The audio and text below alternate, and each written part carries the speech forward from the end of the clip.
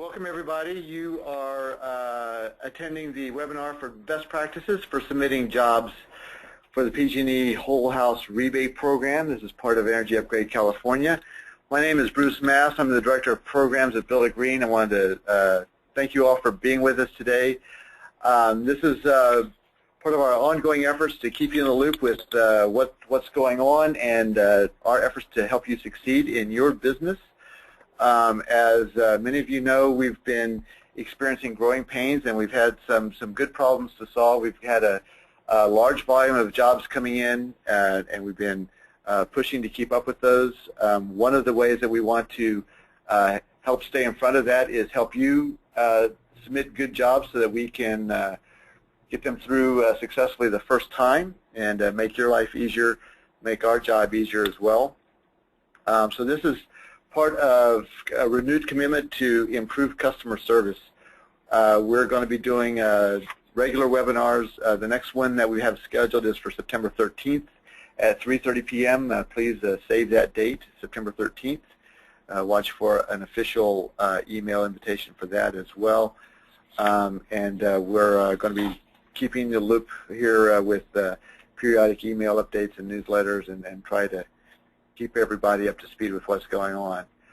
So for today, we wanted to focus on the job submittal process and talk about some of the kind of recurring issues that we've seen as we've been reviewing jobs, doing our desktop review, and talk about ways to avoid those so that you can have a higher success rate in your submittals.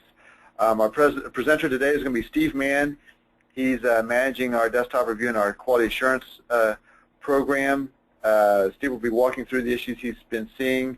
We're going to be stopping periodically for questions, and we've got enough folks on the line that the best way to submit a question is just to type it into a chat box. You should see a chat box on your GoToMeeting menu. If you just type your question there, those will come to us, and then we'll pause periodically in the presentation. We'll read those questions out. We'll get Steve to respond to those, and then we'll move on. I think that'll be the most efficient way to keep moving. And then at the end, we should have 10 or 15 minutes or so for some general questions, make sure that we get that all covered. This, of course, is not your last chance to submit questions. If you have a question that doesn't get answered on this presentation, please email us at jobs@builditgreenutility.org. Build It Green Utility is all one word. jobs@builditgreenutility.org. And obviously, we want to get those questions answered on an ongoing basis as well. So with that, probably you want to hear less of me and more of Steve. So let me turn it over to Steve Mann, and he'll get us started. Thanks, Bruce. Here's a quick summary of what we're going to try and cover today. These are the primary topics. If there are other things you'd like to talk about, we'll have an opportunity at the end under general questions, but pretty much anything's fair game. These are the topics that we've identified as things we think it's necessary to talk about in order to get jobs through the pipeline more quickly.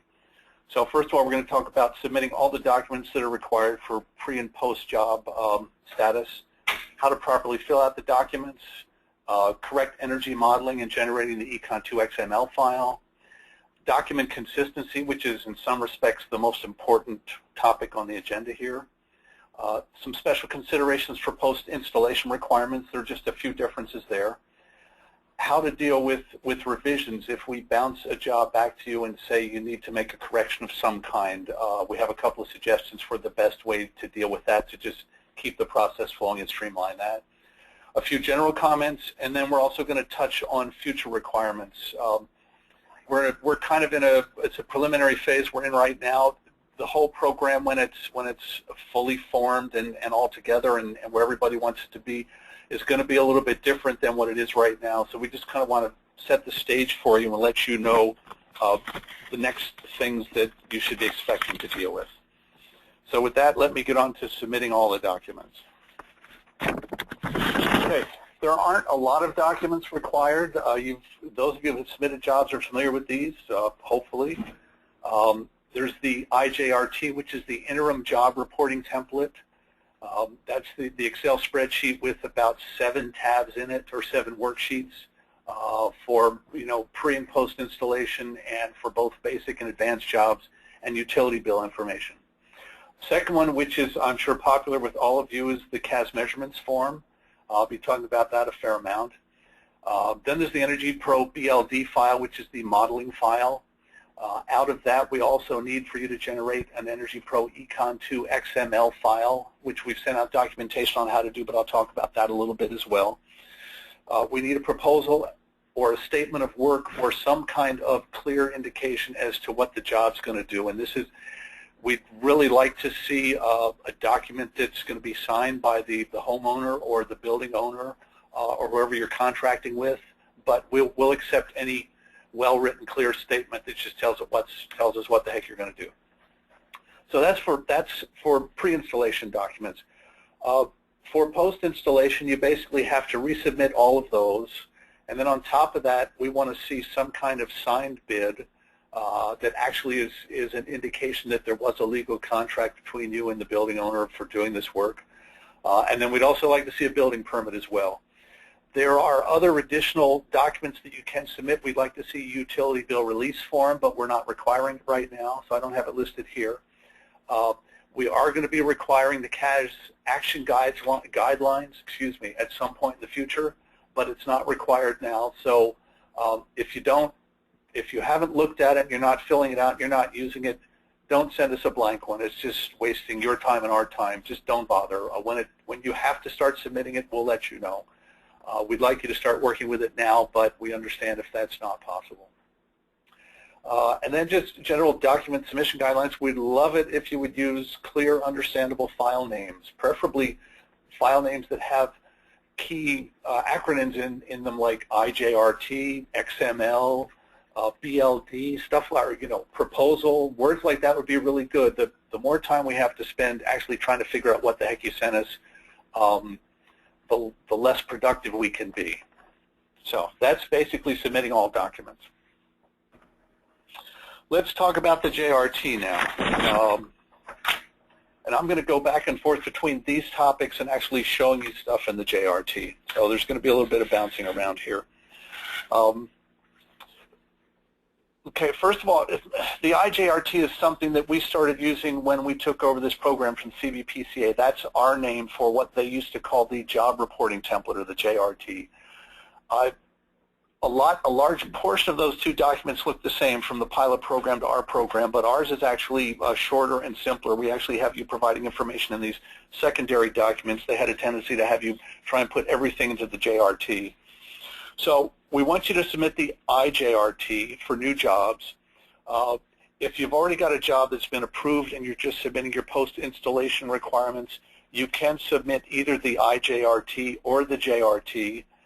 We'd actually prefer you to submit the IJRT because it fits better with how we're scanning for the information, but we will accept one of the legacy JRTs. If you do that, however, then this is specific for line item number 1 here. The JRT that you're using for CVPCA did not require you to fill in number of occupants or number of floors. And we have to have that information in order to put a job in the back-end system, which we will have access to in the not-too-distant future. So if you're going to use the CVPCA format of JRT, somewhere you've got to give us that information. That's the number of occupants and the number of floors. You can put it in your job submittal comment. You could put it in a blank box in the JRT or in a comment field there somewhere. We just need to be able to find it, and hopefully we don't have to go on an extensive fishing expedition to do that. So the easier you make it for us to find that, the better everybody's going to be. And then I'll just point one other thing about the IJRT. It actually requires less information, so we like to get that one. Hopefully you like to fill out that one because it's simpler and easier, but again, you can use the legacy version if you like. Okay, once you do that, we want you to fill in all the fields for these things, and I'm going to show you what's involved here. You saw this with the CVPCA version. We have pretty much the same thing.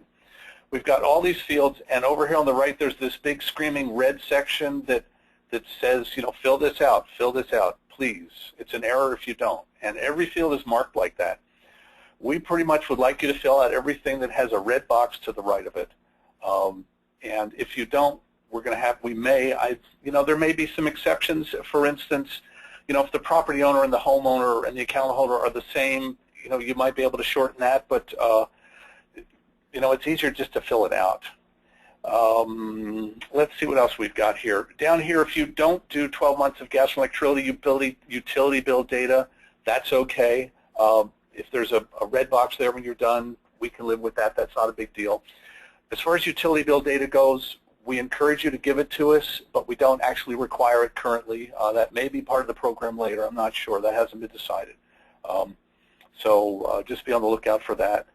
We need to know who did the home performance assessment, and it's not a field here, but if you can provide us with the BPI certification number, that would be a huge benefit, because there are new BPI folks getting into this program all the time. They're not all registered as contractor participant personnel, and if we get a BPI person that you have listed here that we don't have a number for, it's not going to make it through the system cleanly, and somebody's going to have to do some research and track that person down. And so if you can save us that trouble, it's great for us and it's great for you. So we would encourage that. Let me go back up to one of the most controversial fields here. That would be, I'm sorry, I have to move my little control panel, which you cannot see. If I can figure out how to do that, hang on a second. That's not working so well, so let me do this. Okay, here we go. Back up here, the service IDs, this whole section. This has been pretty controversial. We have to have service IDs in order to get a job into the system, not just out the back end and get a rebate, but to even put it into the system. This actually, when you submit a job, it goes through two computer systems. One is what's called Green Energy Compass, which is what you'll have access to soon. And then it gets sent to a back-end system that verifies the PG&E related information, like the service IDs and the address and that kind of stuff. If it doesn't make it through that check, you won't even get a notice to proceed. So we were being really tough about this. We were saying we have to have that in order for you to submit a job, because we weren't getting them in many, many cases. We now do have the capability to look those up if we need to. It's an extra step for us, but if you absolutely cannot find it, we're willing to do that. But we would encourage you to do it for us. Other cases, another reason why this is helpful, the place you're going to find this is on a utility bill. And we've got situations where actually, let's say somebody moves into a new home and their utility service has not sort of permeated through PG&E systems. So we don't have a record of these service IDs or these people. The best way to get the service IDs to begin with is with the utility bill. If this is somebody who's moved into a home recently or it's just changed hands or something like that, probably the only way we're going to get this job into the system is if you get a utility bill, because that's the only place we'll find the service IDs. So we would encourage you to do that. That's a couple of reasons for doing that. And if you fill these in, they've got to be 10 digits. Some of the service IDs actually have leading zeros, and if you fill them into these forms, the formatting on this is designed to be numeric, and it'll drop off the leading zeros. So we'll end up with a 9-digit number instead of a 10-digit number. So if you would be careful about that, that could be very helpful as well. Let's see what else we've got here. Okay, so we've talked about filling in all the fields. We've talked about the service IDs. We've talked about whoever, your BPI analyst right here, whoever did the combustion testing. We need to know that.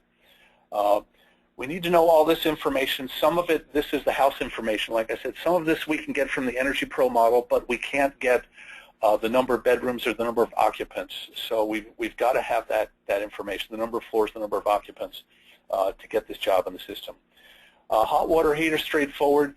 Something that's not listed here, in addition to the hot water fuel, it would be great if you could tell us what type of hot water equipment you've got, whether it's tankless or storage or a high-efficiency boiler or something like that. It helps us. It just saves us a few minutes from actually looking it up in the Energy Pro model. Not critical, but again, helpful.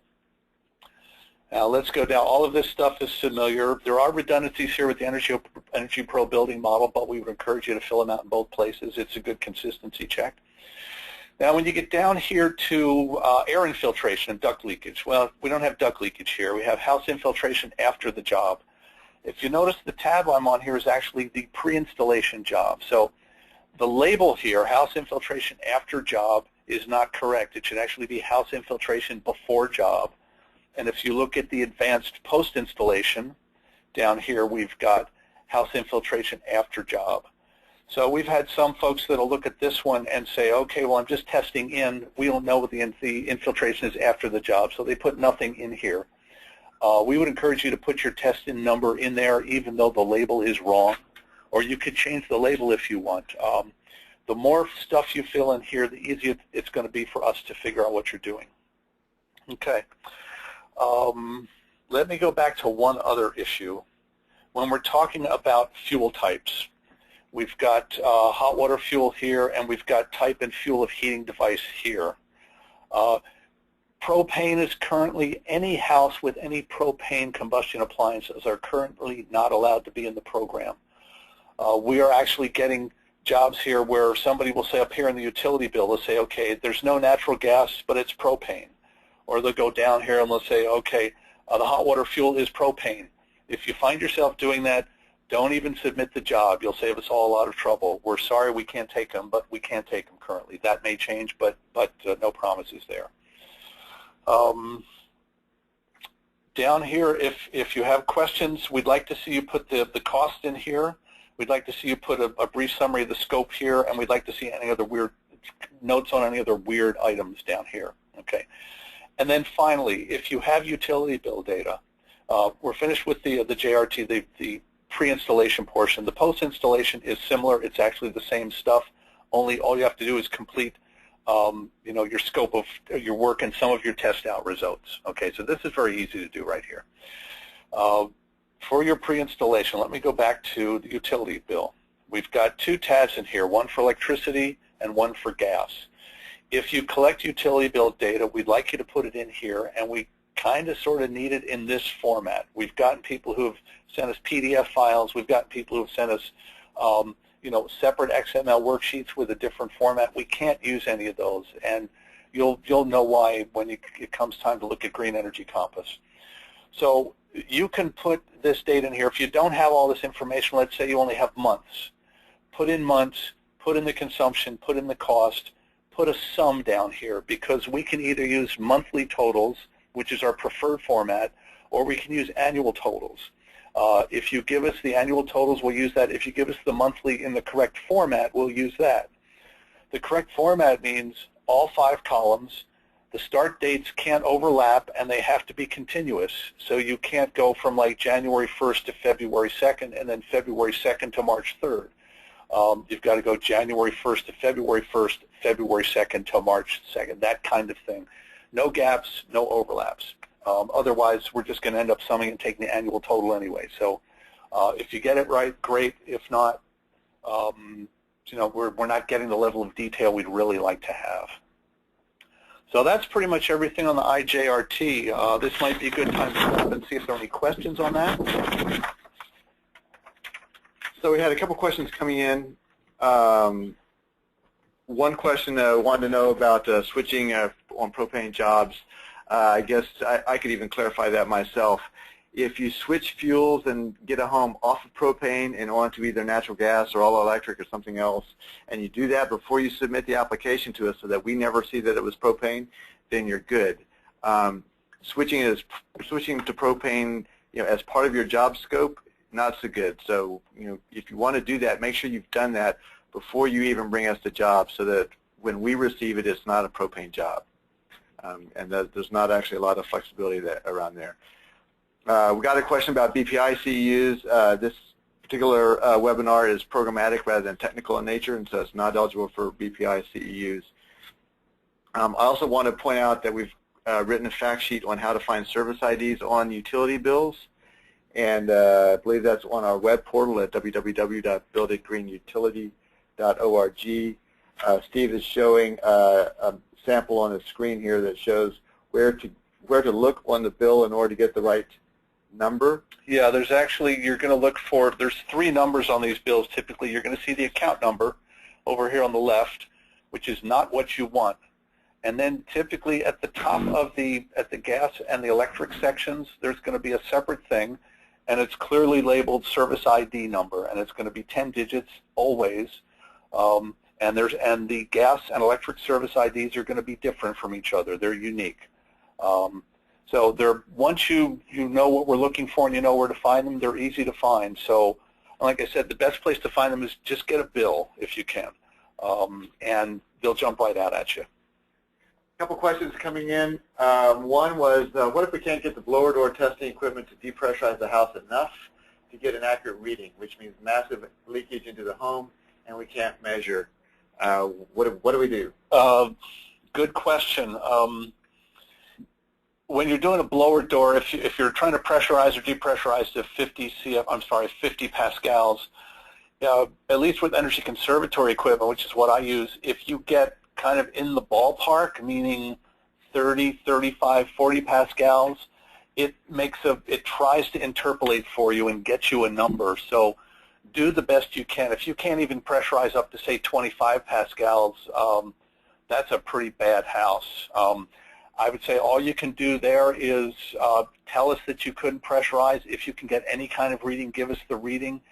I suspect what we'll do in a case like that, we haven't had a case like that, but I suspect if we run across something that bad, let me take that back. We had one case where we got submitted as about a 3,000 square foot house, and the building leakage was 9,000 CFM, and the only way they were able to get a reading was to hook up 2 blower doors and run them simultaneously. If you've got 2 blower doors and you've got the time, great. If you don't, give us whatever you've got and make a reasonable estimate of, say, maybe 2 to 3 CFM per square foot for something that leaky. That's not inappropriate. We need, if you're going to use that as one of your measures for calculating savings, we've got to have some kind of number. So, provide us with something. If we think it's outrageous, we'll get back to you and we'll negotiate. But it shouldn't come up very often. I do want to let people know that we are recording this webinar, and we will be posting it under the resources section on the portal, www.builditgreenutility.org. Let's take another question here real quick. Why do we have to enter ceiling and duct leakage 3 times in the IJRT modeling software and on the CAS measurement form? Leads to typos and chances for error. That's a good question, and I don't know the answer. I didn't design the forms. I'm just the messenger with the bad news. If you can put them all in one place, and we're clear where those are, we can live with that. Okay, but and you'll see later on, I'll show you one of our tests for how good an application is the consistency between the 2 forms. It's not unusual at all for us to get 3 different duct leakage numbers between those 3 documents, or 2 different building leakage numbers between those 2 documents. That happens pretty regularly, way more than I would have expected. So I think that's, I understand. I feel your pain. If you want to go that route, that's okay. We might be a little pickier about sort of scrutinizing what you're telling us or what you're sending us. But, we kind of get a feel for your job submittals after we look at 4 or 5 of them, and so we have a pretty good idea of who's diligent and who's maybe doing this for the first time, or who's maybe got somebody new doing this. So use your best judgment there. Got a couple questions coming in about asbestos, asbestos ducts, things like that. What if we can't test? How do we calculate leakage in Energy Pro? Can you address what happens with asbestos? We're going to get to that in a few minutes. I'd like to defer that question. Okay, very good. Do we still have to put the savings percentage on the form? So on the IJRT? No. There is no place on the IJRT where it calls for the saving percentage that I'm aware of. Okay. Another comment, Steve, the EC and Retrotech both will provide an extrapolated number. If you cannot get it to the numbers, then I think it's good to know if there's a fireplace, check the dampers and water drains to be sure they're not dry. I think this is a comment on the leakage. Thank you for that information. Yeah. Why don't we move on at this point, and we'll continue taking questions as we go along. Okay. All right, that's the JRT. Next, we're going to talk about the CAS measurements form. My personal favorite, We've had a lot of comments about this form. It's not well designed for this program. We're in the process of redesigning it so that it's more suitable for what we're doing. What I'm going to do is walk you through what we're recommending people do now until we get that redesign finished. And we're not personally redesigning it in-house, so we only have so much control over that schedule. We're trying to get it done as fast as possible. That's all I can tell you right now. Okay.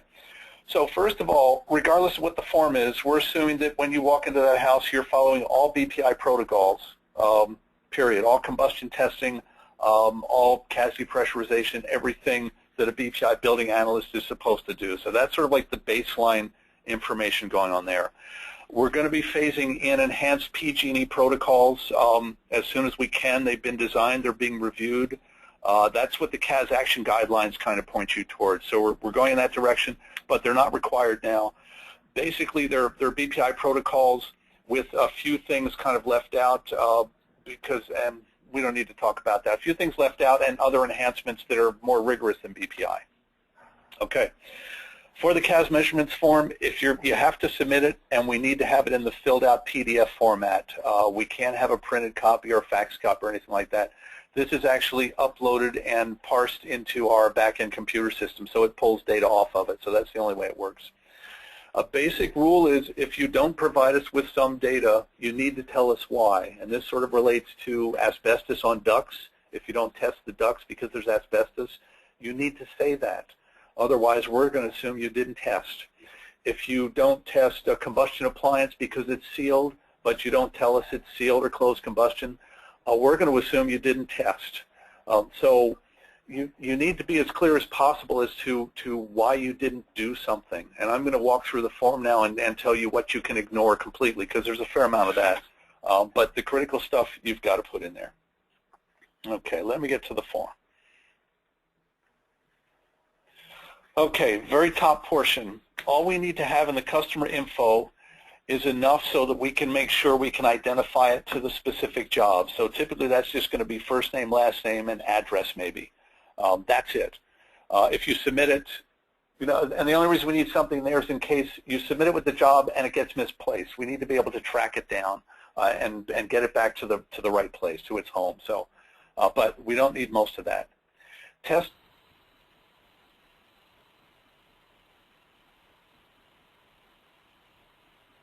Here again. Like I said, this is again redundant.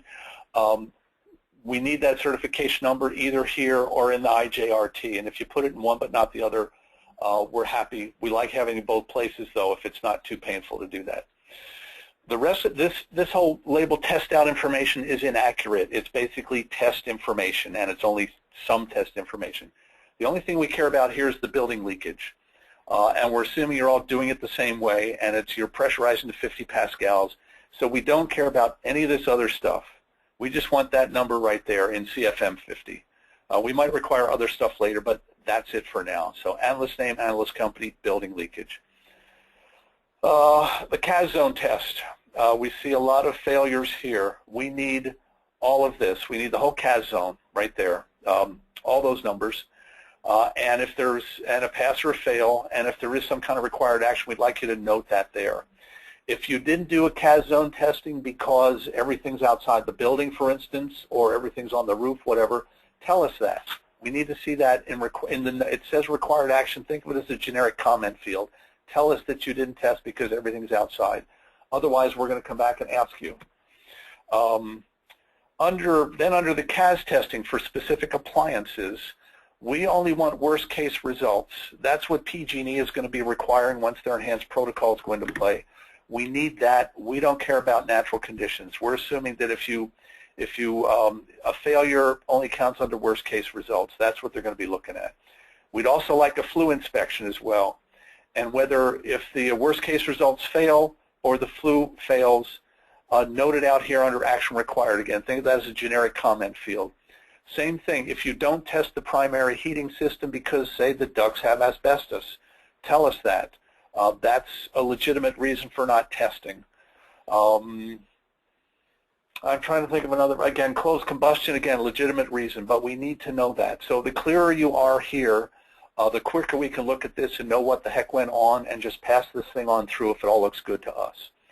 So we see more problems in this section than pretty much anything else that we're looking at in all of these forms. So please pay attention to this. It'll make everybody's life easier.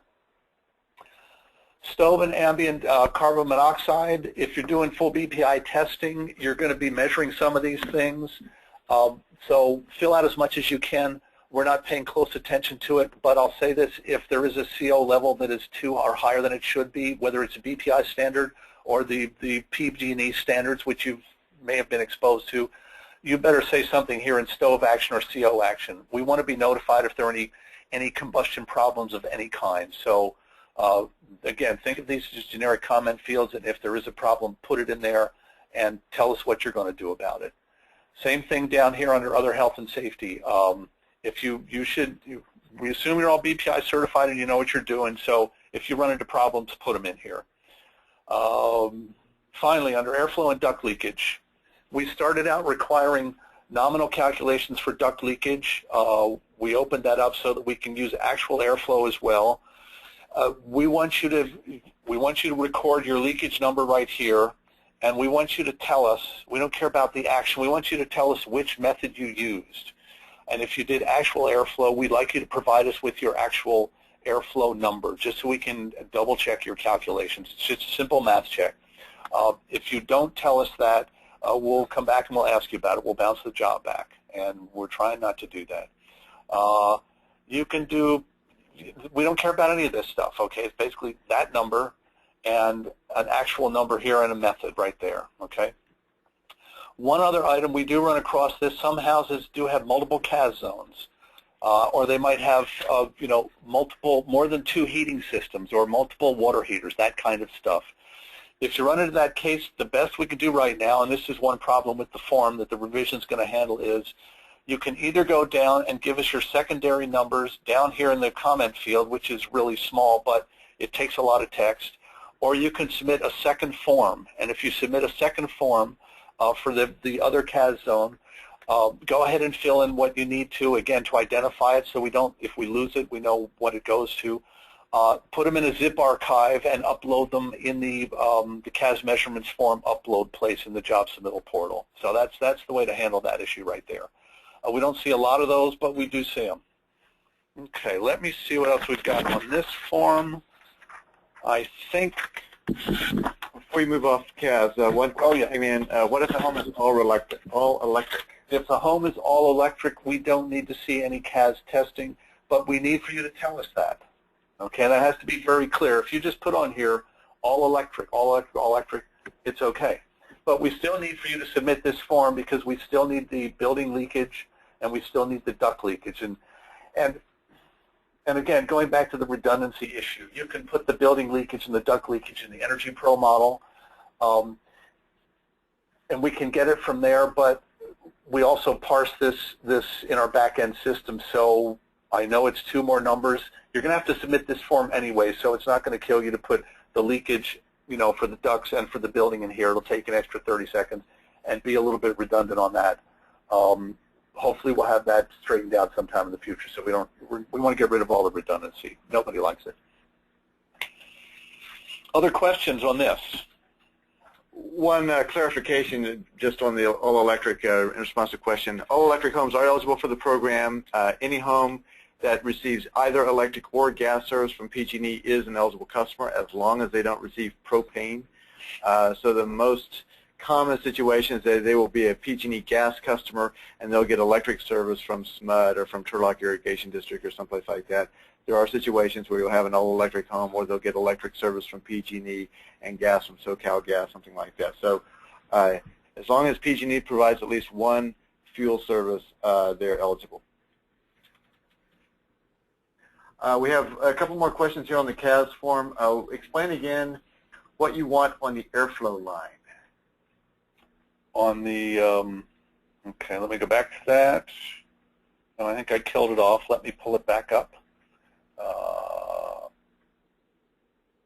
This is the, does it say which airflow is? I'm assuming that's the duct leakage airflow, this down here. If that's what you're referring to, we want you to tell us how you calculated your leakage, whether you use nominal or actual airflow, and if you used actual airflow, we'd like what you measured. We want your denominator on that calculation. So one other clarification, I think this is on the same issue.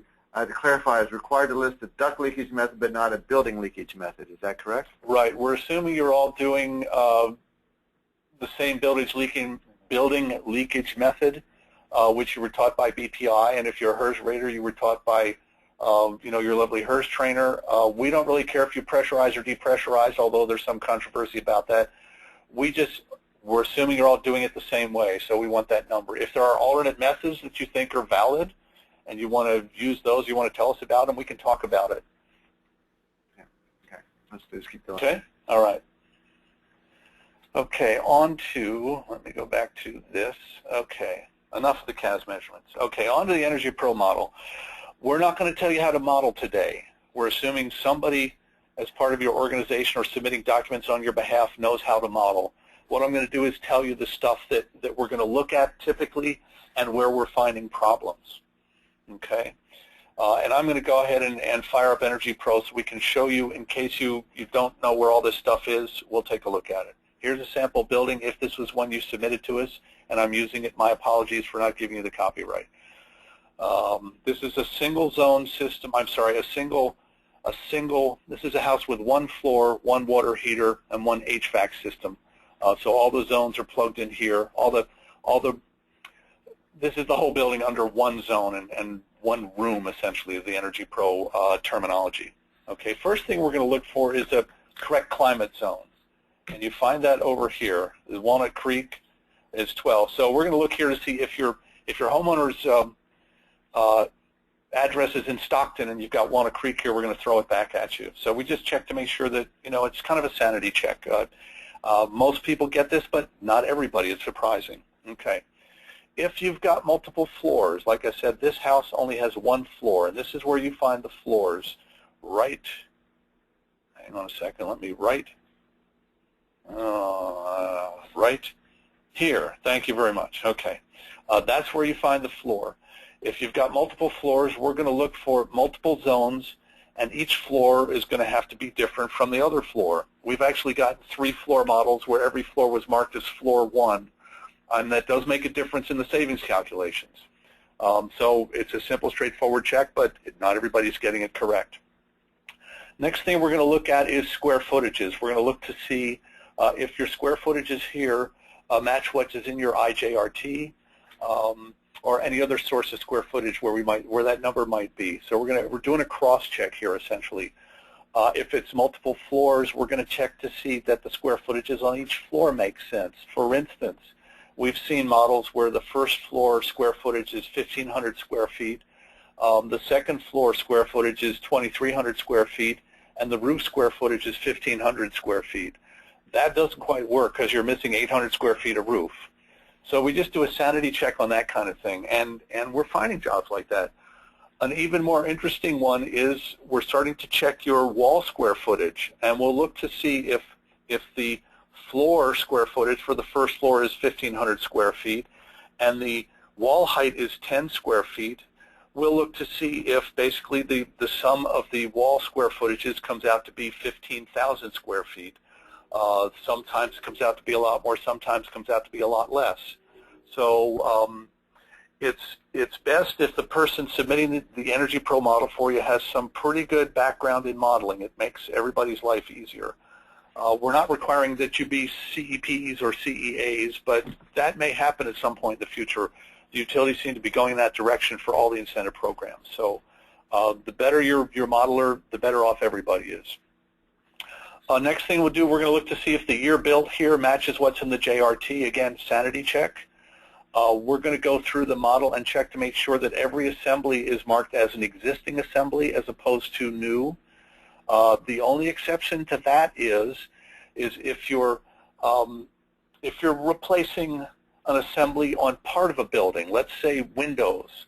If you're replacing 5 out of 20 windows, you need to split out the windows that are staying with the windows you're replacing, and the windows that are staying you need to mark as new, even though they're existing. And the windows that you're replacing, you need to mark those existing. And this is true of not just windows, but walls, insulation, mechanical equipment, everything, hot water heaters. The reason that is because when you go down to do your calculations here and you say, okay, I'm going to replace all my windows and I'm going to put some kind of new window in here, it's going to assume that you're upgrading every window in the house. If you mark a window as new, it's going to skip that one. So it's only going to upgrade things that are marked as existing. Again, like I said, same is true for appliances, same is true for HVAC equipment, same is true for hot water heaters.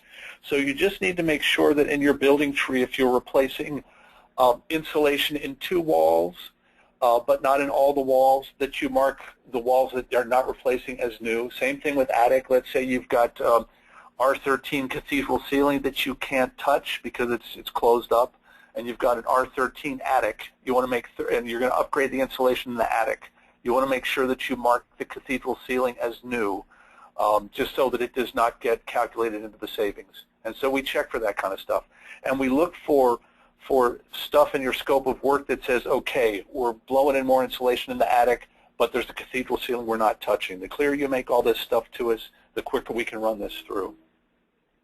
Okay, let's see. Next thing, an obvious thing that may not have been mentioned is the savings have to be at least 15% down here. When you do your calculations, which, by the way, you're supposed to do by setting using the Res Performance, not the Cheers, CalCerts, or CBPCA module, or Greenpoint rated, and the alternative should be, the option should be set to run measures combined together. That's how you do your calculation. Once you do that, this number should be at least 15% or it's not eligible for the program. Simple thing, but we've actually seen some that have come in a little bit lower than that. Okay, once you get there, let me tell you a few other things we look at. In your building tree, your mechanical equipment has to have square footage associated with it. We've actually seen cases where somebody has put a second water heater. Okay, actually here I put a second HVAC system. Here I'll put a second water heater. The same thing applies. We've got a water heater here, or a plant, which is usually a water heater. It's got no square footage. Every piece of mechanical equipment is supposed to be doing something to some square footage in that conditioned envelope in that building. If you're doing this kind of thing, whether it's whatever the type of mechanical equipment, you're not modeling correctly, and it can have an effect on the savings calculation. So you need to make sure that whoever's doing your modeling has square footage assigned to all equipment. Replacement windows, and I'm just going through random topics here. If you are doing replacement windows, you want to make sure that their specifications are reasonable. And I had a conversation with somebody here. Here, these are not being replaced. Well, these are actually the defaults, and I'll talk about that in a minute. But if you're doing calculations under your windows here and you're doing window replacements, which we're not, we expect you to have reasonable solar heat gain coefficients and U factors. And typically that's going to be something in the 0.3 to 0.35 range for like an off-the-shelf no-guard window. If you're doing window replacement, it would be great if you told us who manufactures them and what the specifications are. So that just helps. Let's see what else we have here. This is another big one. Assembly types. This goes for walls, windows, doors, roofs, and both types of roofs. We look at houses. We look at the year it was built right here, and we've got a table, and this is in the contractor's handbook. There's a table of things that says, okay, if this house was built before 1980, we would expect the attic to have at least R11. Anything less than that, we're going to send it back to you and say, okay, prove it, or explain to us why there's R0 in here. Now, if it's a house that's built in 1926, chances are there might not be any attic insulation, but we're comparing against this table of values. So anything that doesn't fit within these parameters, we're going to have a conversation about it. We're going to ask for documentation or something. And this covers heating efficiencies. This covers insulation levels. This covers hot water efficiencies, everything. And if you'll see, it's broken out by era, and it's broken out by climate zone also, because there were different requirements in these climate zones. So you want to pay attention to this when you're building your model. Get sure your year it was built correct, and make sure that everything fits within these parameters. If it doesn't, at least tell us in advance so we don't have to come back to you and say, okay, what the heck is going on here? Those are the big things. There's a couple more. Okay. For your duct leakage and your building leakage, right here, we want to see, in your HVAC system, we want to see your pre-installation duct installation level here. We want to see your leakage calculation here, and it's supposed to match up to the CAS measurements form. And we'd like to see you put the CFM 25 in here too. I know it's duplicate. If you put this in here and you put this in here and you put this in here, maybe you don't need to put it on the CAS measurements form, but we've got to find it all here. Okay. We also want to see your building leakage here under the HERS credits. And this is, again, this is whether you're taking duct leakage credits or building leakage credits or whatever. You're supposed to be testing this stuff regardless, so we want to see documentation. We want to see numbers on these things. And this is how this stuff should be marked. Same thing on your calculations. If you're taking these measures, if you're taking duct leakage, we want to see your final leakage here, and that should be something reasonable. Our target is 10%. If you can do better, great. If you can't do 10% because you can't get at all the ducts, that's okay. Just tell us what you're trying to do here. We'd like to see the CFM, your target test out CFM there. Building leakage, same thing. If you're taking building leakage, we'd like to see you say airflow, and we'd like to see your target CFM right there. So the more stuff you put in here to document what you're trying to do, the easier it is for us to figure out what you're doing, and the less likely it is we'll get in touch and say, okay, it's not clear. What the heck are you doing? I think that's everything we want to talk about with Energy Pro. Take questions? We can take questions, yep. All right. We did have a few more questions about the combustion safety stuff. I'm going to hold those, and if time permitting, we can circle back to those at the end. Okay. One clarification, the 15% threshold does apply only to advanced package jobs. Sorry. If you're doing a basic package job, you don't have to see it to 15%. We'll just look to make sure that every measure that is required for the basic package is included in the scope of work. So that's important. Question from the field, how do you model a window AC unit? A window AC unit, good question. If that's not your primary source of cooling, then you really don't want to do that. Okay, you need to model what your primary source of cooling is. Well, I'll take that back. You can model it by adding a second zone here, a second HVAC unit, and you put the specs in there, whatever its capabilities are. You need to be able to put in the cooling capacity and the SEER if you can get that on these things. Okay, we want to see those numbers there. But you also have to assign it some square footage. So you've got to assign the room that it's cooling or the rooms that it's cooling under that tree for that HVAC unit. Typically, if the only ones we've seen is we've got a big, let's say a 3 or 4 ton unit that's cooling most of the house, and then maybe the bedroom will have you know, a smaller unit. What we've seen is if you're doing something to the big unit, whatever savings you get there are going to far outshadow doing something to the window unit. So it's almost not worth modeling the window unit if you have to go all this extra trouble, because usually the effect is negligible. But if you want to be totally accurate, put it in there, assign it square footage, put the specs in. Now what will happen is if you're going to be upgrading the HVAC equipment, you can only specify that in one place in your alternatives. And this is what we were talking about a few minutes ago. Over here, if you go and say, okay, HVAC system, you're putting in a new condenser, it's going to assume that whatever you put in here for cooling is going to be applied to that 3-ton unit and that wall unit. And you're not going to get accurate results there. So you need to be careful. If you don't upgrade the window unit, then you set it to new so that it doesn't get upgraded or the savings aren't calculated based on it. So it gets a little tricky, but it's not that tough. And what if the window unit is the only source of cooling? Then put it in there. Okay. Yeah. And how do you model a ductless mini-split? Good question. I've never done one of those. I think you should consult with Energy Pro on that. And just more of a general comment, we're not your best source for energy modeling tech support. We're happy to help you out as much as we can, but you really should be, you know, getting expert modelers or contacting EnergySoft for these things. I have spent a lot of time on the phone with people talking about models, but we'd really rather be getting jobs through the pipeline here and get rebate checks cut. So the more you can do that on your own, the better. We're happy to help, but we can only do so much, I guess is the point there. How would you model a situation where there are multiple systems in the home with both systems being altered but not the same way? We've had that come up, and with the CVPCA, with the pilot program, you were able to submit multiple building models to accommodate these kinds of situations and calculate the differences, and they were able to fit those into their back-end system, which I think is called Vision. We can't do that.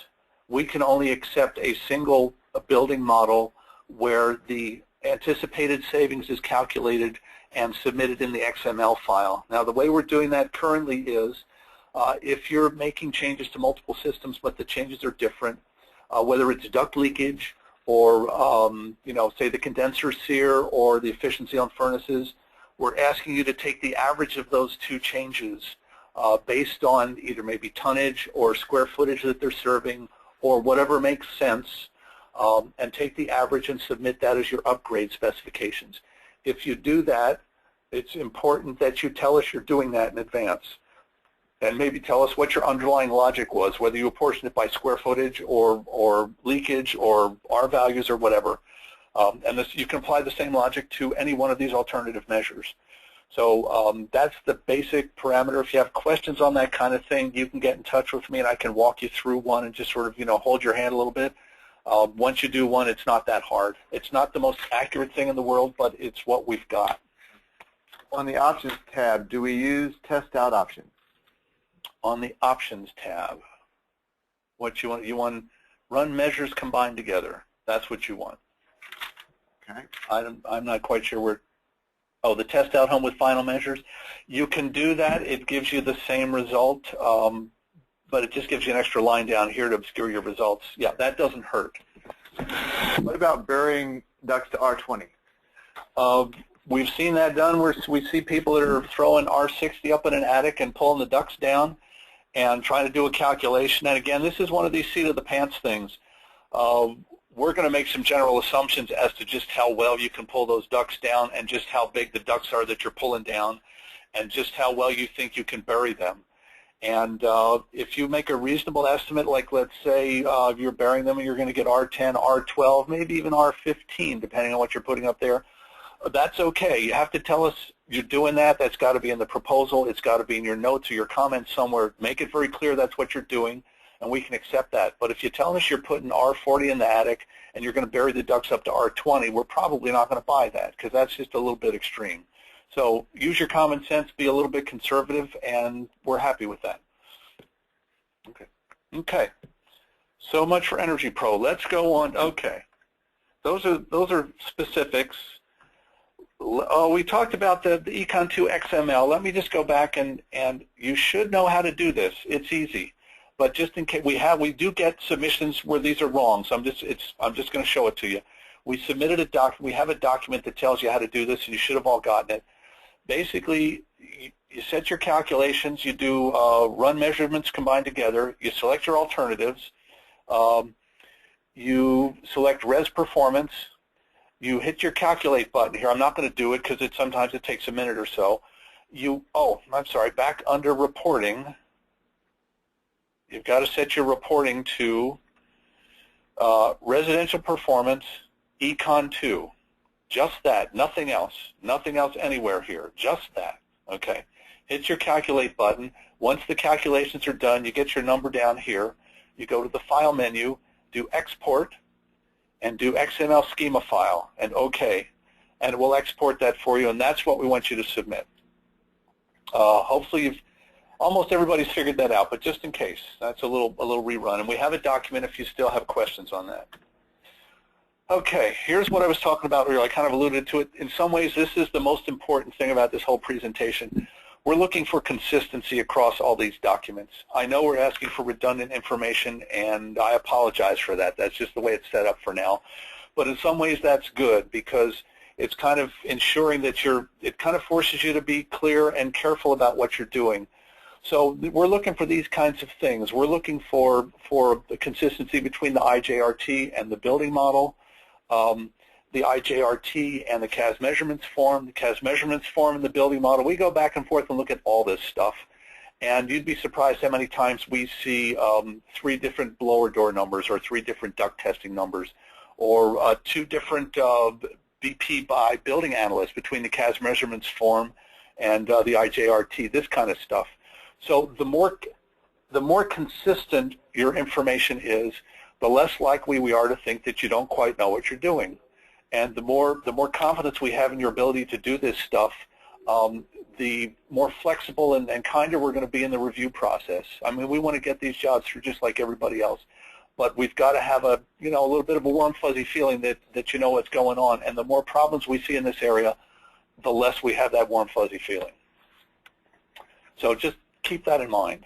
Oh, and the proposal too. We compare the proposal to everything else as well. So we can take questions on that topic if you want. That's pretty straightforward, I think. Okay, let me go on. We're pressed for time here, I think. Yeah, keep going. Okay, all right. Post-installation, I've already mentioned this. I'll just repeat it. We need to get a building permit. We need to get some kind of signed contract or invoice to indicate a legal contract. We're getting people that are just submitting the pre-installation contract or proposal again. We'd like something a little more legal than that. So, we want some indication that the work actually happened. We've had people that said, well, this work didn't require a building permit.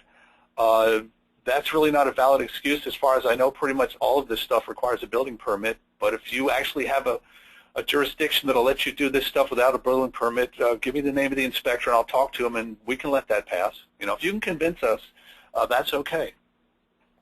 And then, like I said, on the pre-installation home in the JRT, we need the number of occupants and the number of bedrooms. Our computer data requires that in order for us to put anything in the system. So give it to us any way you can. Okay, on revisions, if we do send a job back to you and we say, okay, we have a problem with this, either please explain this to us or please fix this and resubmit or whatever. It does happen. It's happening a lot more when we'd like it to happen, and we're hoping to solve that problem. But if that does happen, here's some general guidelines. We'd like you to respond to every comment, not just the ones that are easy to respond to. If we ask for you to resubmit documents, just resubmit the ones we request. And please, please, if you can, put a date on them so we know that they're more recent than the original submissions. That makes it a whole lot easier, believe me. We don't really want to get into philosophical discussions about whether nominal airflow is better than actual airflow or, that kind of stuff. I mean, I know these are topics for you, but just respond, give us what we need, and we'll push it through. The longer your comments are that aren't really relevant to what we're trying to accomplish, the longer it takes us. So please be brief but complete. Complete is really a good thing. And then when you've resubmitted, set the status to ready for review on the portal. You already know about all that. Okay, general comments. I've already mentioned this. We're not Energy Pro tech support. We'll try and help you as much as we can, but the more modeling tech support we provide you, the less time we have for reviewing jobs and getting rebate checks cut. So please keep that in mind. We want to be nice, but we also want to get stuff done here too. We already talked about the multiple model submissions. That one, contact us about that if you have questions or problems. We'd be happy to hold your hand at least once or twice on that and walk you through one. As a general rule, we're not going to change your documents for you. If you calculated your duct leakage not quite correctly and it should be 9% instead of 12%, we'll bounce it back to you. Don't ask us to just update it and submit it ourselves. In an extreme emergency, we might consider that, but you're going to have to make a really compelling case, and nobody's done that so far. These are legal documents. There's an audit trail. Pretty much, we don't change what's in your documents. What we get from you is that's the audit trail for this job. So we need to leave those intact. That's the reasoning behind that. I know it would be easier just to call you up and say, do you mind if we change the duct leakage? But it's not going to happen. Okay, that's it. We can talk about the future stuff now, do you want to take a few questions or just finish up? Let's take a few questions. Okay. From the field. Are you still accepting recurve output only? I'm not quite sure what you mean by recurve output. If you're talking about jobs where the modeling was done in recurve, we are reluctantly accepting those only from people who were submitting recurve modeling jobs in the pilot program. No new submissions from contractors. If you didn't do it then, you can't do it now. That's a basic rule. The other caveat is that every recurve model that you send us has to be redone in Energy Pro, and it's not a 5-minute job. So chances are it's going to take longer to get that job through the pipeline. So our recommendation, if you can do it, is to find an Energy Pro person that knows recurve and get it done. If I could add to that, we recently circulated an email talking about our backlog and our commitment to you to get caught up and be able to process our review within a 72-hour time frame here by the end of the month. We're not extending that promise for jobs that come to us in recurve. Because of the extra time it takes to translate those models, we cannot extend that same kind of turnaround time commitment on jobs that we get in recurve. Okay. Other questions? Let's see what we've got. Let's see. How are you handling the cost of testing in? Most customers don't have $400 to $500 to gamble on maybe getting 1,000 or even 4,000. Right. That's none of our business. That's a business decision. Almost every, I've seen some proposals, scopes of work, where they actually do charge for testing, but they do it under the guise of BPI testing requirements for participation in the PG&E incentive program. So some people are calling that as a separate line item. Some people are bundling it in. We don't really have any recommendations one way or the other. Do you have more? We've got just a couple more slides. We can finish those out or take a few more questions. Yeah, let's keep going. Okay. So this is just sort of like things to look forward to in the future to make this an even more pleasurable program. We're going to require in the future, we'd like to get a utility bill release form. Some of you have been sending those in because you were doing the pilot program. Not a requirement, but it will be at some point, so the sooner you start doing that, the better. This is not for pulling out data for current activities. This is for tracking future utility bills so that we can actually get a handle on the savings from these programs to compare it to what the modeling says we're going to be saving. The CAS action guidelines, that will be a requirement soon. If you haven't pulled those down and at least looked at them, I'd encourage you to do that. We don't have a timeline on when that's going to be required, but it will happen. One of the big differences there between that and the BPI stuff is you're going to need to be taking ambient carbon monoxide measurements on individual appliances, and this is something that's not currently required. There are a bunch of other small things as well, so you're just going to have to deal with it and bite the bullet. PG&E's very cautious about combustion testing these days, both test in and test out. We're going to want to see everything going in and coming out. Another thing you're going to have to start doing is combustion ventilation air calculations, just to make sure that there is sufficient combustion air for everything. And this, again, is test in and test out. On the test in, the whole point there is you might say, well, I'm going to replace the furnace. Who cares? The problem is that if you don't do these tests going in, there might be a health or safety issue that's of immediate concern. And if you don't do this stuff, it won't be noticed, and there might be an issue, and nobody wants that to happen. So please be diligent. Okay, 2 reminders here. Okay, it is a whole house program. Currently, we're being very flexible about the scope of work, but ultimately what we'd like to see from everybody is jobs that include air sealing, attic insulation, and duct sealing at the very least. A lot of jobs are like that, but not all. Not a requirement. It's not clear to me that it's ever going to be a hard and fast requirement, but if it does become one, don't be surprised. That's one of those things that's kind of in discussion and negotiation, so it could go either way. And then another thing that will be required at some point is any CAS or CAS problems that you find test in have to be in your scope of work, or they have to be addressed even sooner than that, either by yourselves if you're licensed and qualified to do that, or if you call a gas service representative. This is going to be part of the new whole CAS process. This stuff has to be dealt with right away, or if it's not of critical nature, it has to be in your scope of work. If I could elaborate on that, one thing that does not work is to give your client the option of a waiver on addressing CAS problems. So if you find a CAS problem at test in, it needs to be addressed before you test out, and if it's not addressed and we find it during the quality assurance, we will require you to fix it And even if the homeowner says, no, I'm not willing to pay for that. So that's one of the reasons why we're looking for those testing results, so that you can make that decision up front whether you're willing to fold that into your base scope of work and your base price, or whether you don't want to take that risk and you don't even want to bring that job to Energy Upgrade California, because we will require those to be fixed. Every job that comes through and gets a rebate needs to end up with a clean bill of health. Yes. Okay. We're pretty much done here. Here's some resources. The past webinars on buildgreenutility.org. There's some stuff there. We want to get more documents out there. We're still working on bulking that up. But this webinar will be out there along with the previous webinars. Here's where you can download the job submission guidelines, which is the email we sent out about 3 weeks ago to participating contractors. It covered some of the things we covered here, but this had more detail. That was sort of like round one. This is round two. And that's it. Here's our contact information. This is how to get a hold of us. We're open for questions. We've got about 25 minutes if we need that many. So we have a number of questions, and we also skipped over some questions that were more programmatic in nature, that were a little bit beyond the scope of today's presentation. If we have time, we'll try to address those. But I first wanted to make sure we address the questions that were specific to submitting job applications. We had a question here coming in. What if you have a CAS issue that requires, let me read the question here.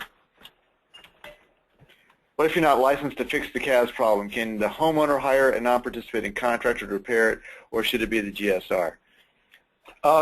It could be. It doesn't matter. It has to be fixed. So any way you do that is okay. Yeah. We don't care how it happens. Yeah. We do not care. I'm going to go back and scan through some of the questions from earlier on and see if there's anything we want to try to address.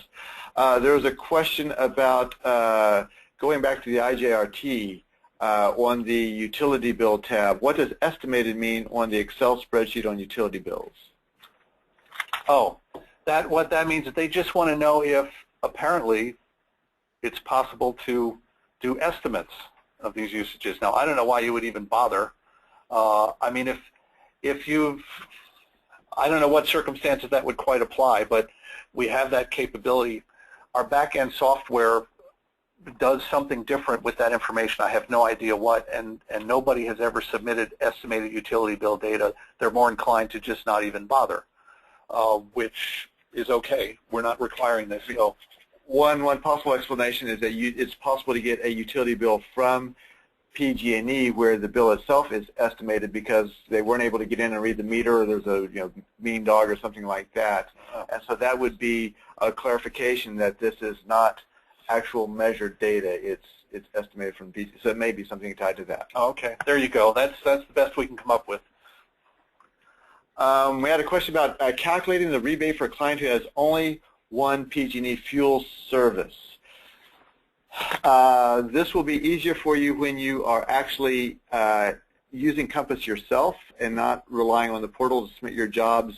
What happens in Compass is that when you submit your Energy Pro model into Compass, Compass goes in and calculates the portion of the savings that is gas, the portion of the savings that is electric, and from that it figures out what portion of the total rebate would be eligible. So for example, if in your job 60% of the energy savings comes from gas end uses, space heating, things like that, and 40% is from electric end uses, and PG&E provides gas but not electric, then Compass would calculate 60% of your rebate. So if the full rebate would have been $2,000 based on the total savings, it will apply that 60% portion, and it would calculate the rebate as $1,200. So that's how that gets calculated. All that happens within Compass, and to do it on your own, if you can back out the end-use savings percentages from your Energy Pro model, then you could do it on the back of an envelope. But the easier way is going to be when you're doing it in Compass. And you can almost get a feel for that if you look at the Econ 1 report in Energy Pro. It actually will calculate the savings for gas and electricity and do it by therms, kBTUs, and dollar amounts. Now, I'm not convinced that'll actually tell you a good way to get your rebate, but it should give you a feel for what's going on anyway. Here's a question we may have already answered. Should we do a blower door test on a home with asbestos ducts? Good question. I would say no, because that's a potential health and safety issue. What we've had some people do is you can, with Energy Pro, at least with duct testing, you can say, well, we did not test the ducts. And it makes a default assumption as far as what you did. Now, you can do the same thing with building leakage as well. And let me show you here. On ducts, you can say duct leakage not verified. And if you do that, it's going to assume they leak 28%. And if you do building leakage here, you can say building leakage testing, no testing. And there it's going to make an assumption also, which is not a CFM assumption. It's what's called a specific leakage area. And that's I believe the number is, here it assumes 4.474 right there. There would be 310 CFM. So it'll give you a feel for what it may do. So it'll use that to calculate your savings. What we've had some people do when there's asbestos ducts is they will actually go in and as their first step in the job, they will go do the asbestos remediation, and then they'll do the testing. They'll just do the asbestos first, and then they'll do all of their other testing. So that's one way to approach it. But you can specify that you did not test and take the defaults. So here's it's a question. It's actually an excellent recommendation. The question is, would you provide a list of what's required on the CAS form and what's allowed to be omitted on the CAS form for contractor ease? And I think that's an excellent suggestion. I think that would be a follow-up action item for us to prepare that and circulate that. Sure. Question, what is the fan pressure field in the CAS form, and is it needed? No, it's not, and I don't know what it is. Well, I'm assuming, I mean, I looked at it, and I thought, you know, when I do building leakage testing, the fan does not have a pressure. The building has the pressure. So I don't know what that refers to. Perhaps to one of these other building airflow standards over here. Possibly. Don't know. Don't care. Okay.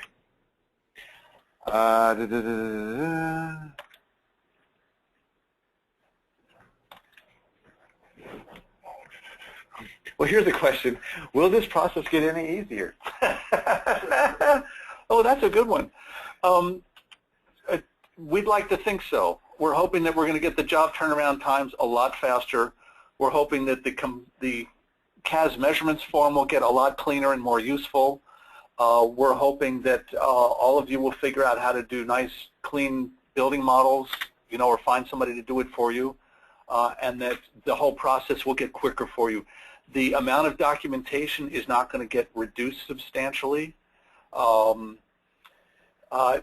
we can hope is that as you start doing these things, we've got some contractors who do a fair number of buildings, and I mean, they find the paperwork to be kind of a pain, but the whole process actually is not too bad once you develop a rhythm, and you can do your testing pretty quickly, and you know, and if you have the right subs, you can do the work. So as far as easier, I'd say on a scale of, no, I'm not going to go there. Never mind. Yeah, it'll get marginally easier, and going to Compass will help. And although the energy modeling, it is what it is. Yeah. Boy, another asbestos question. There must be a lot of houses with asbestos out there. What about pressurization blower door testing for asbestos ducts? Is that the same question? Oh, I thought we got that question. Yeah, I think we answered that. Yeah. ETA for when Compass will be up and running. We're going to start bringing contractors on gradually, not everybody at once, but we're going to start bringing contractors on even starting next week. And so we're going to bring on, you know, the first wave, and then we'll bring on the second wave and third wave, and I think that will help a lot. We want to do it as fast as possible because it's for all our benefit. Yeah. If improvements are done without abating asbestos, will the project still qualify for a rebate?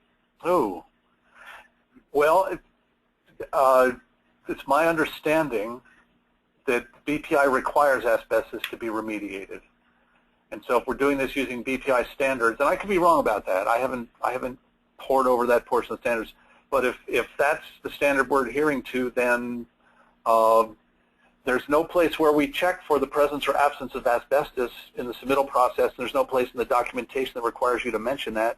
But to my mind, if you're actually doing work and not abating the asbestos, you're not really operating under BPI standards, and you shouldn't be in this program. I mean, one thing we can say about that is that we're not currently requiring you to seal ducts. Again, it's a recommended but not required measurement. So if you have asbestos ducts and you're leaving them alone in place and not disturbing it, then that certainly would not show up on our radar. Right. When will we have the new CAS testing? So we do not know when we will be ready to roll out the augmented protocols. They are under review. We do not have an ETA for when that review will be completed. It's a review that PG&E is doing. And so until we get that reviewed and get the curriculum approved, we're not announcing any new advanced trainings. We're not requiring you. We're not holding you accountable for the augmented protocols. The only thing that we're holding you accountable for is the current BPI CAS protocols. Once those things are approved and we roll them out, we anticipate probably about a 2-month window for you to get acquainted with them before they're required, because it's going to take us a while to get everybody trained and for everybody to get familiar. Yeah. So there will be some time in there. Yeah. We've got a few questions here that are, again, more programmatic in nature. I'll try to answer them. I want to let everybody know that we have a webinar scheduled for next week, August 16th, from 2 to 5 p.m. It's a web version of our participation workshop. And this is the workshop that we've typically done for new contractors that want to enroll in the program, prospective contractors that are interested in the program. It's a great opportunity, I think, for you, if you're already in the program, to hear what we're telling them and also hear kind of the more complete explanation for how the program works. And in particular, I'd say if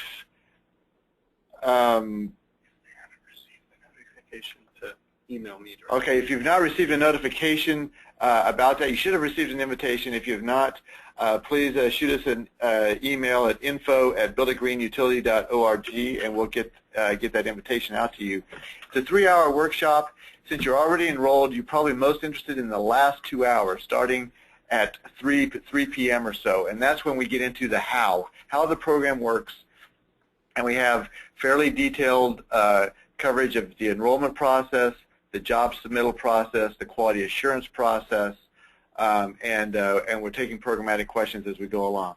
So you're all encouraged to take that, to attend that webinar. It's not required. In the meantime, we've got a few more minutes left here this afternoon. Let's try to answer a couple more questions.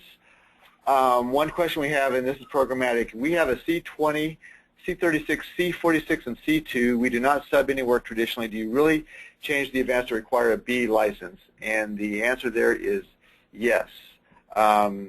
The rationale is that an advanced scope of work could include just about anything. You might need to do electrical work or plumbing work, insulation work, air conditioning work, and so to be able to show up generally on the statewide portal as being qualified to offer advanced jobs, you need to be capable of either doing a wide scope of work or capable of subbing out a wide scope of work, and so we're looking for that B license.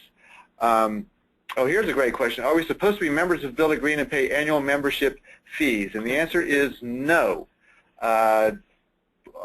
We obviously encourage it. We welcome members, but you're under no obligation to use any Build a Green services for anything else. You're not under obligation to take any of Build a Green's fee-based trainings or be a member or go to any other Build a Green meetings or do anything like that.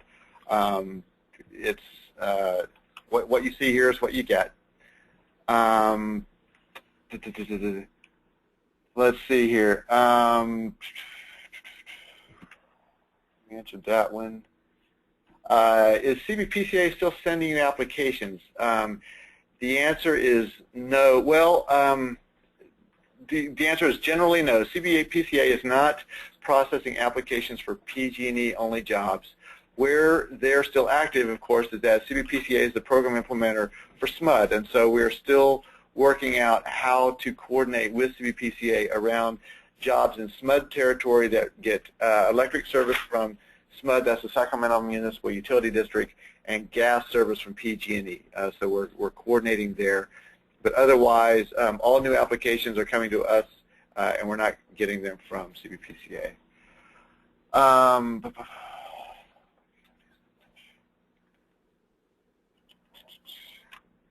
had a question about how much of the rebate pool has gone out the door. I don't actually know. I don't know.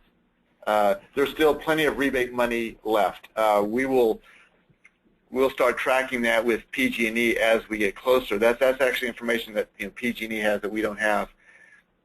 As we start getting closer to exhausting the rebate funds, we'll be tracking that, and we'll start publishing that information so that we can we can make sure that if we give you a 45-day reservation, that that rebate money will be there. So we'll keep you posted about that. I think those are the main questions that we wanted to answer. Steve, anything else that you wanted to add here? No, I think we've covered all the big points. There will be more things that come up as we develop or process more applications and review more applications. So it wouldn't surprise me if we do another version of this with a little bit more detail at some point in the future. But I would encourage you all just to send us jobs, and we'll knock them out as fast as we can. And thanks for participating. We have a couple more questions coming in. Do we have to double submit SMUD PG&E jobs? And the answer there is yes. Yes, I think that's probably all that needs to be said there. We had a question about San Mateo incentives. I don't know the answer to that. How much does PG&E cover for the test-in fee? We don't cover test-in fees. We pay rebates for jobs that are completed per the program standards. Now, there are HERS rebates available through Ecology Action is one of the main ones.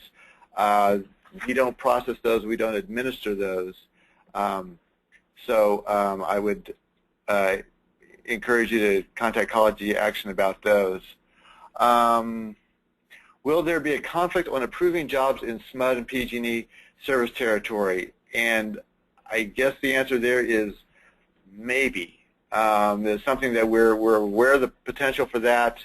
We're in communication with CBPCA and SMUD about how we coordinate there, and we don't have that entirely worked out, to be honest. How do we find more information on submitting for PG&E rebates where SMUD is electric? I guess the short answer is that you'd submit the job per all of the protocols that we just walked through. You will show on your IJRT that it's SMUD electric, PG&E gas, and we'll confirm that by looking at the service IDs. And when we put that into Compass, when we put the energy pro models into Compass, it will take into account the fact that PG&E is paying a partial rebate because SMUD's paying the other part, and it will calculate that partial rebate, and that's what will be approved for rebate payment. Yeah, we had a note also that the City and County of San Francisco provides audit subsidies for contractors. This goes back to the test-in question. That's from Gail Brownell. I think you might be, I'm not quite sure, I need to get some better information about where to direct you to find those rebates. I think if you go to energyupgradeca.org and select a county or municipality, it will show you all of those rebates. That's what somebody told me the other day anyway, so that might be a good resource. Yeah. All right. I think we've hit the highlights. There's probably a few scattered questions that we've missed here. But I want to thank all of you for your participation. I hope it's been helpful for you. I hope it will help you streamline your job processing, and certainly if we can reduce the number of iterations back and forth, I think we'll all live happily ever after. So thank you again, and I look forward to hope some of you will join us next week, August 16th, for our web-based participation workshop. and we'll be back online with you here on September 13th at 3:30 p.m. for our next participating contractor updates. Thank you all and have a great evening. Thanks.